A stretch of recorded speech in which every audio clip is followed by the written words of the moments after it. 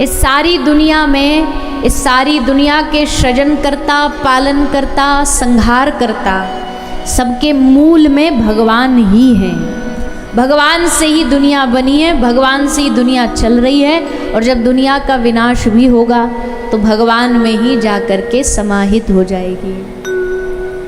कल जो भागवत का पहला श्लोक था, उस श्लोक में भी भगवान की महिमा गाई है, और इस श्लोक में भी भगवान के वैभवता का वर्णन किया है कि जिस भगवान की आप कथा सुन रहे वो भगवान कौन है? सारी दुनिया का जन्म आदि आश्य का कारण है। कौन है? बोले स्वराट है। स्वराट क्यों है? बोले आपको अपना 1-2 मंजिल का घर बनाने में भी कितनी मेहनत लगती है। मटीरियल लाओ, सीमेंट लाओ, बनाने वाली लेबर लाओ, फिर आज लेबर भग गई, कल को बारिश आ गई, कितनी सारी मेहनत, दिन रात लगता, पैसा लगता है। लेकिन भगवान की वैभवता देखो कि इतना बड़ा ब्रह्मांड जो भी इस आँखों से हमें दिखाई दे रहा है, सारी दुनिया के कोने, सारी धरती जो भी हमें दिखाई दे रही है, ये सब ठाकुर जी ने बनाई। कैसे बनाई? 2 फ्लोर की बिल्डिंग बनाने में इतने महीना लग जाते हैं, तो इतनी बड़ी दुनिया बनाने में तो कम से कम 2-3 हजार साल लगे होंगे। लगे होंगे कि नहीं? अरे हाँ ना तो बोल दो, लगे होंगे।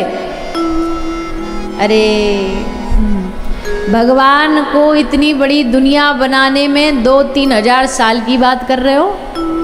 2-3 सेकंड छोड़ो, भगवान ने, उस विराट स्वरूप भगवान ने पलक झपकी, और पलक झपकते इतना बड़ा संसार, इतना बड़ा ब्रह्मांड का निर्माण हो गया। ये जो भी खेल चल रहा है दुनिया में, ये जो भी दिख रहा है, ये भगवान का खेल है, और एक पलक झपकते ये खेल बना दिया, और एक पलक झपकते मिटा देंगे। ना तो बनाने में समय लगता उनको, ना इसको चलाने में समय लगता, और ना विनाश में समय लगेगा। इतनी बड़ी वैभवता है भगवान की, इतनी बड़ी शक्ति है भगवान की। इसलिए वो कौन है? स्वराट। और ये भी नहीं समझना कि ये जो दुनिया में दिख रहा है बस यही दुनिया बनाई है भगवान ने। ऐसी कॉपी पेस्ट पता नहीं कितनी दुनिया है। उनके एक एक रोम में इतने बड़े बड़े ब्रह्मांड समाये हैं। सारी दुनिया अलग अलग।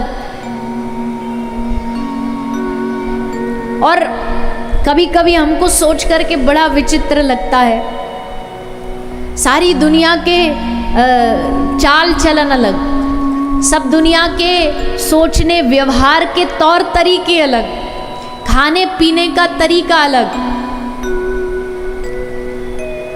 सबका विचारों का तरीका अलग, सिस्टम अलग, पर फिर भी ये सारी की सारी दुनिया जुड़ी है भगवान से। सबका केंद्र भगवान ही है, सबका मूल भगवान है, सबके मूल से वही जुड़े हुए हैं। तो भैया कभी इसलिए तो महापुरुषों ने कहा है कि सोचो जिसकी रचना इतनी सुंदर, वो कितना सुंदर होगा। जब दुनिया बनाई उसका एक भ्रम मात्र है ये दुनिया, ये जब इतनी सुंदर हो सकती है तो इसको बनाने वाले ठाकुर जी कितने सुंदर होंगे। तेरे भक्तों से हो प्रीति, तेरा परिवार काफ़ी है। क्योंकि 2 तरह के हमारे परिवार होते हैं। एक तो होते हैं रक्त संबंध, जो खून के रिश्ते होते हैं, संसार वाले रिश्ते होते हैं। लेकिन एक परिवार होता है जो वैष्णव परिवार होता है। जैसे आप सब बाबा शाम को भजते हैं तो क्या बोलते हैं उनको? खाटू परिवार, आपके शाम उत्सव परिवार। तो ये परिवार खून के रिश्तों का नहीं है, पर ये परिवार भक्ति के रिश्ते का है। और तेरे भक्तों से अगर प्रीति हो जाए तो वो परिवार सब पे भारी है। इसलिए हमें वही चाहिए। कहाँ जाके सुनूं अनहद, तेरे कानों में, मेरे कानों में बस तेरी बंसी सुनती रहे, बाकी उसके सामने तो दुनिया का फिर हर वैभव शून्य है। इसलिए वो भगवान कौन है? स्वराट है। तेजो वारी मृदाम यथा विनिमयो यत्र सर्गो मृषा धामना स्वेन सदा निरस्त कुहकम सत्यम परम धीमहि। सत्यम इसलिए है क्योंकि वो सब जगह व्याप्त है। इस सारी दुनिया को उसने बनाया तो है, पर उस दुनिया से अलग नहीं है, वो इसी दुनिया में समाया हुआ है, इसी दुनिया के हर कण कण में समाया हुआ। और भगवान सब जगह है, ये कहना अलग बात है और मानना अलग बात है। कहना तो सबके लिए आसान है, पर अगर ये बात मानते तो दुनिया के वो सारे बुरे काम नहीं करते जो हम करते हैं, ये सोच के कोई देख नहीं रहा। तब फिर ये ध्यान नहीं आता कि भगवान सब जगह, अरे वो तो हमें देख रहा है। नहीं, आजकल तो दिक्कत परेशानी ऐसी आ गई कि हर जगह दुकान पे भी लिखना पड़ता है कि आप सीसीटीवी के निगरानी में हैं। लिख के बताना पड़ता है कि भाई कोई गड़बड़ करे तो पता लग जाए कि यहाँ कुछ लगा है कैमरा फैमरा, तो आप इसमें। आजकल तो कथाओं में भी कैमरा लगाना पड़ता है। बताओ, कलयुग की हद देखो, बस कथाओं में कैमरा सीसीटीवी लगाना पड़ जाए तो समझो कितनी गंभीरता वाली बात है। बोले क्यों? बोले यहाँ पे भी गड़बड़ हो जाती है। कोई आया, हर कोई कथा ही सुनने थोड़ी आता, कुछ चैन लूटने भी आते हैं कुछ छप्पन चुराने भी आते हैं, तो उनके नज़र के लिए, दृष्टि रखने के लिए बोले फिर कैमरा लगाना पड़ता है। कोई गलत हो जाए, कुछ हो जाए। तो अगर हम ये बात सिर्फ कहने से नहीं, सिर्फ मानते भी कि भगवान हर जगह है कण कण में, तो हम बुरा काम नहीं करते। इसका मतलब अभी हम बस जबान से ये बात बोल रहे हैं, पर जिस दिन ये बात दिल में बैठ जाएगी कि भगवान सचमुच परब्रह्म है, कण कण में समाया है, सब कुछ ईश्वर ही है। धरती के नीचे कौन? ब्रह्म। ऊपर कौन? वहाँ भी ब्रह्म। जहाँ खाली आकाश है वो भी क्या? वो भी ब्रह्म। यानी कि यही सत्य है जो सब जगह व्याप्त है, जो कभी न मिटने वाला है, वही भगवान सत्य है। तो ऐसे सत्य स्वरूप भगवान को हम प्रणाम करते हैं। आगे धर्म प्रोज्जित कई तवोत्र परमो निर्मत्सरा नाम सताम, भागवत कथा का जो गुण है वो बताया है, अधिकारी है वो बताया। कथा कौन सुन सकता है? कथा कौन सुनने का अधिकारी है? लेकिन कथा राम कथा के ते ही अधिकारी, जिनके सत्संगति अति प्यारी।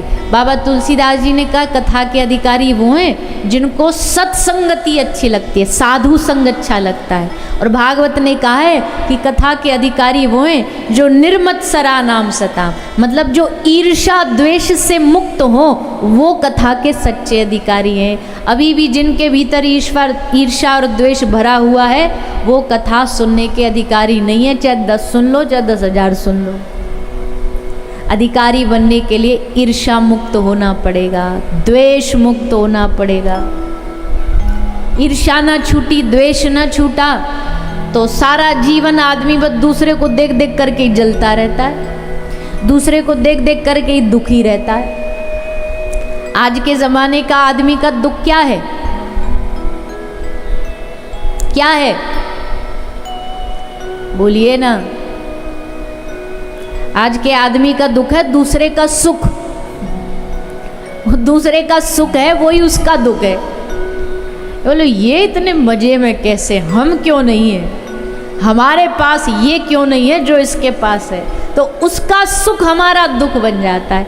आदमी सुखी कब होता है? आदमी सुखी जब होता है जो वो अपने से नीचे को देख ले, अरे राम राम राम, देखो भगवान ने इनको ये भी नहीं दे रखा, हमको देखो भगवान ने इनसे बढ़िया दिया है, अच्छा दिया है, इनके पास तो ये भी नहीं है, रहने को घर भी नहीं है, छत भी नहीं है। तो अगर उनका दुख देखेंगे तो उनका दुख आपका सुख बन जाएगा। मतलब उनकी जो अभाव है उनको देखोगे तो आपको जो मिला उसका कीमत समझ आ जाएगी, और दूसरे का सुख देखोगे तो वही दुख बन जाएगा, और फिर ईर्ष्या पैदा हो जाती है। उनका सुख देख के पछता नहीं तो मन ही मन जलते रहते। उस बेचारे को पता भी नहीं कि ये जल रहे हैं, पर ये इनकी रातों की नींद उड़ जाती है। नींद लेने के लिए भी गोलियां खानी पड़ती है क्योंकि दूसरे का सुख नहीं पच रहा। इसलिए भैया ईर्ष्या मुक्त हृदय ही कथा सुनने का अधिकारी, उसके कानों में ही कथा अच्छे से बैठेगी। जिसके कानों को दूसरों की निंदा सुनने की आदत है, उसको कथा नहीं भाएगी, उसको कथा अच्छी नहीं लगेगी, उसको कथा में आनंद नहीं आएगा। उसको तो ये चाहिए 4 लोग बैठ जाएं चाय वाले की दुकान पे नुक्कड़ पे और फिर बातें हों। क्या वो फलाने के घर में ऐसा हो गया, आहा, फिर ऐसा आनंद आता है ये बातें सुन करके, आहा, जैसे किसी ने कान में अमृत डाल दिया। बताओ, हद है इंसान की भी। कोई तुम्हारे घर में कचड़ा डाले तो आसानी से हंस के उसे डालने दोगे? बोलिए ना, हाँ के ना, नहीं डालने दोगे ना। आज हमको लग रहा है आपको हम और हमको आप दिखाई कम दे रहे हैं, है ना। हमने आज ये फट्टा बढ़वा दिया। हमने इतना सा बढ़ाने बोला था, इन्होंने पूरा ही बढ़ा। हमको पैर अंदर डालना था। आज आपके दरभंगा के डॉक्टर साहब ने एक और बीमारी लगवा दी इसमें। वो तो बेचारे वैसे अच्छे के लिए ही करे हैं, इसमें वो प्लास्टर पोत दिया है। तब हमारा ध्यान इसी में बार बार जा रहा है।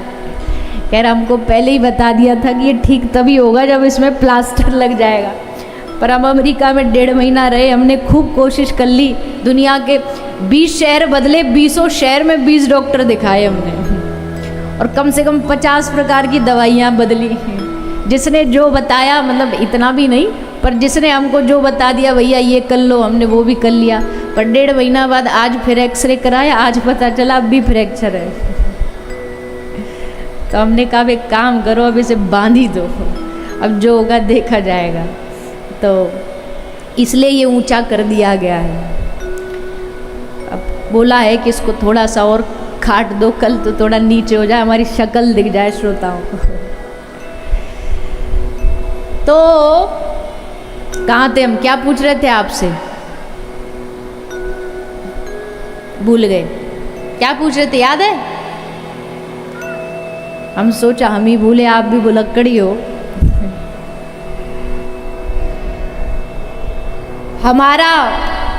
हमारे जीवन का सबसे बड़ा दुख का कारण ये होता है कि हमें दूसरे का सुख देख कर के वो बात हमें पचती नहीं, हमें भाती नहीं।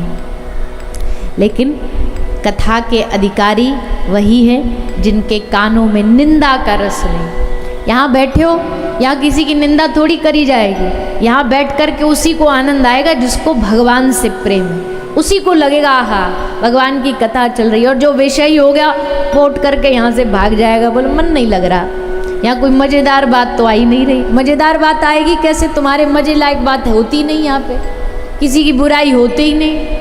अब आदमी को तो चाहिए कि बैठ करके बस, वैसे समय नहीं है, वैसे बोलो कथा में चलो तो समय नहीं है, वैसे चौराहे पर बैठ के कितने भी घंटे भर ताश खिलवा के इसकी बातें उसकी बातें करवा लो, समय समय। मोबाइल पर कमेंट करने का समय समय है, जो मन करता है उसमें गोली दाग देते हैं, जो मन करता वो बोल देते हैं, अच्छा बुरा साधुओं के पीछे पड़े और नहीं तो। हम तो बाहर बैठे बैठे ही सब यहाँ की खबरें मिलती रहती थी, तो बड़ा कभी कभी लगता क्या देश का माहौल हो रहा है। एक तरफ तो अच्छा भी हो रहा है, धर्म बढ़ रहा है, कोई दोष नहीं है, पर दूसरी तरफ देखो तो बताओ, संतों के ऐसे पीछे पड़े हैं जैसे तुम्हारे घर से धन लूट के ले गए हैं क्या, तुम्हारे घर का खजाना चोरी कर लिया है क्या, बिना बात के हाथ धो के पीछे पड़े। अरे भैया, ये समाज, और ख़ासकर बात करें भारत देश की ना, तो ये भारत देश अगर हज़ारों कठिनाइयों परेशानियों, जितनी बार इस देश को लूटा गया, बाहर की विदेश की ताकतों ने आके लूटा, इतनी बार इसको गिराने की कोशिश करी, फिर भी ये भारत देश अगर आज गर्व से सीना तान के खड़ा है ना, तो इसका परिणाम ये है कि इस देश के पीछे संतों का आशीर्वाद है। इस देश में साधु रहते हैं, इस देश में महापुरुष रहते हैं। जो है ना तुम्हारे पास उसकी कीमत समझो। इस देश से जब कोई भारत का साधु विदेश जाता है, एक एक कथा सुनने के लिए लोग लालायित रहते हैं, आनंद में डूब जाते हैं कि बताओ हमको यहाँ भगवान की कथा सुनने को प्राप्त हो रही है। इस देश में कितना सौभाग्य हमारा, जब मन चाहे किसी संत के पास चले जाओ, दर्शन कर लो।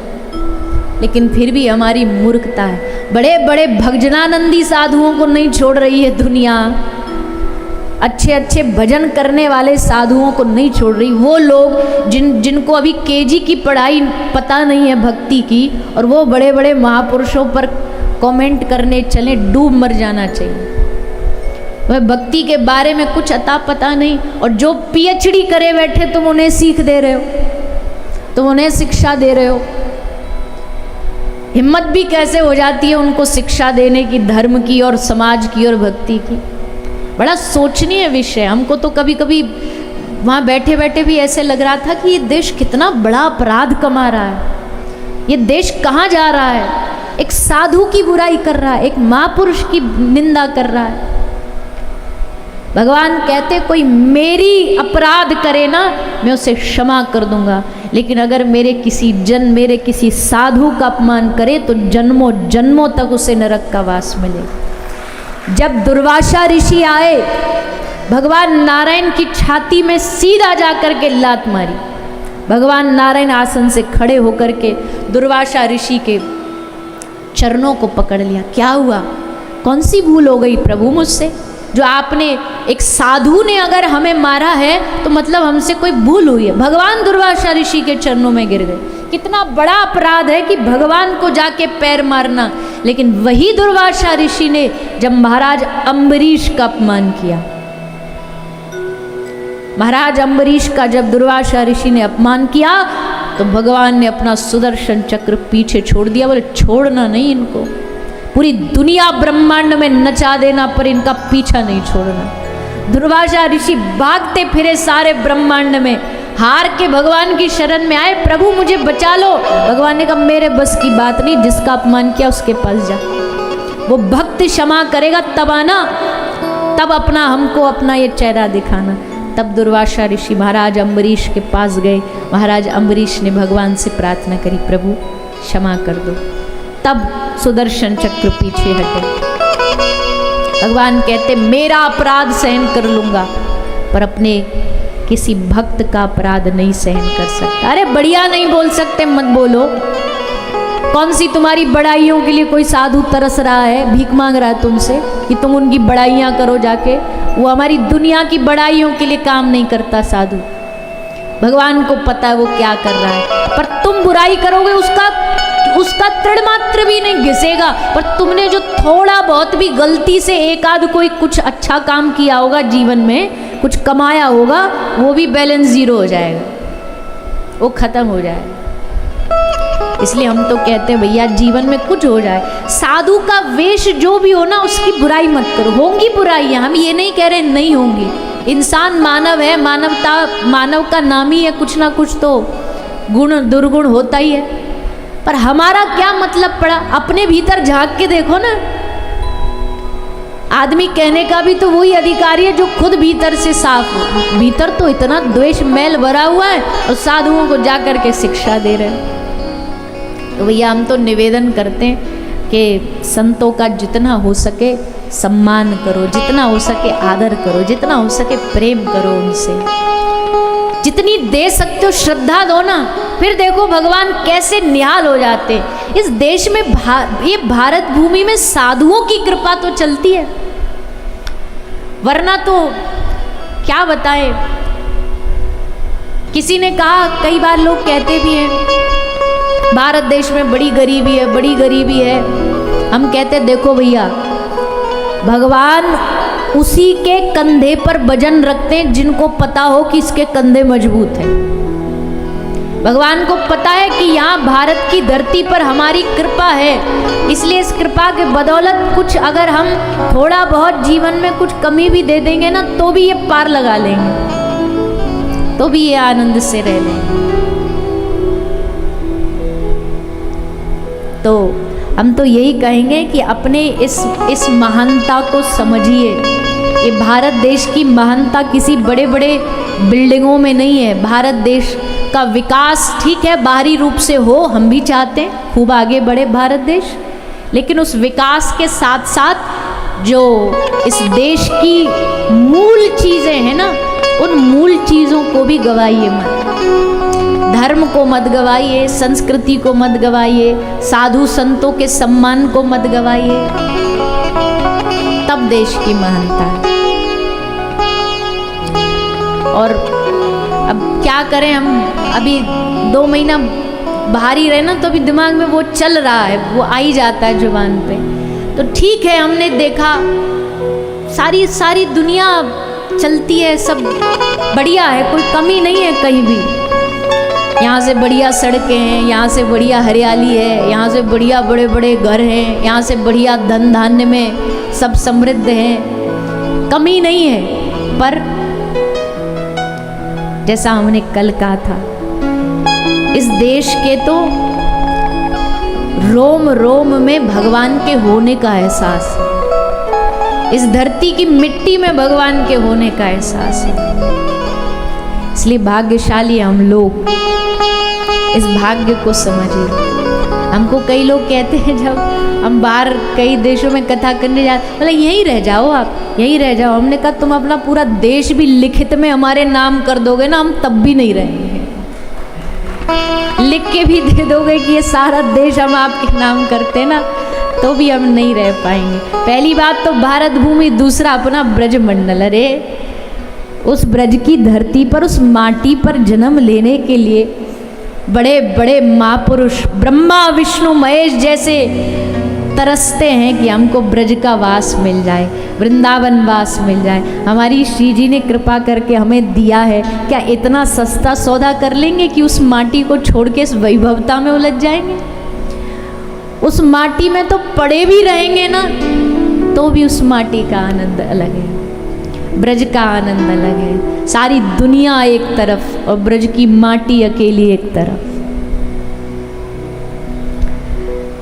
श्री जी की कृपा से उस ब्रज में एंट्री तक उनकी कृपा से मिलती है। वास तो और जन्म तो क्या कहे, जन्म जन्म दीजो या ही ब्रज बसवो। ठाकुर जी जन्म जन्म कभी हमने कुछ अच्छा किया हो ना, तो बस इतनी कृपा करना, देना, मनुष्य बनाना, और मनुष्य ना भी बनाना, कीड़ा भी बनाना है ना, तो ब्रज की किसी नाली का बनाना। यमुना जी के तट पर पड़े रहें, कोई मीन मछली बन करके, कोई सूकर भी बनइयो तो बनइयो श्री वृंदावन को, बानर भी बनइयो तो बनइयो श्री वृंदावन को, टूक हरि भक्तन सो मांग मांग खाऊंगो। और हमको तो अभी ऐसी तलब लगी है कब जाएं। अभी गए थे, रात को गए, बस 3-4 घंटा के लिए फिर आ गए। अब इस कथा के बाद 5-10 दिन खाली थे, उसमें भी कथा आ रही थी। हमने कहा खबरदार, अब हमको 5-10 दिन थोड़ा ब्रज में रहने दो। एक तो ठाकुर जी ने ब्रजवास दिया और तुम हमें ब्रज में रहने नहीं देते हो, जब देखो बाहर, जब देखो बाहर। और अब और बढ़िया मौका मिल गया, अब कोई हमको ज़्यादा कहेगा भी तो पैर और दिखा देंगे, बोले लो हमको कहीं नहीं जाना, हमको यही छोड़ दो। तो भैया ब्रज का तो आनंद अलग है, वो किशोरी जी का निज प्राण है। हम तो ये भी नहीं कहेंगे कि घर है ना, घर भी नहीं है, वो प्राण है। उस ब्रज की बात ही अलग है। वहाँ का एक एक क्षण, एक एक पल श्री ठाकुर जी का श्यामा श्याम का होने का एहसास दिलाता है। तो भाग्य है, जन्म जन्म दीजो या ही ब्रज बसवो। उस ब्रज का वास मिल गया तो अच्छा, आना जाना भी हो रहा है तो भी अच्छा। कौन कौन जाता है वृंदावन? अगली बार आओ तो आप सब हमारे हॉस्पिटल आइएगा, वृंदावन ब्रज में ही है। और यही प्रार्थना करेंगे किशोरी जी से कि आपको बुलाएं जल्दी। आप तो बड़े भाग्यशाली हो। हमने इस 1.5 महीने में कितने लोगों को रोते देखा, तड़पते देखा, बस एक ही बात बोलते रोते रोते। अब आप वृंदावन जाओगे, अपनी श्री जी से बोलना हमको वृंदावन जल्दी बुला ले, हम आज तक नहीं आ पाए।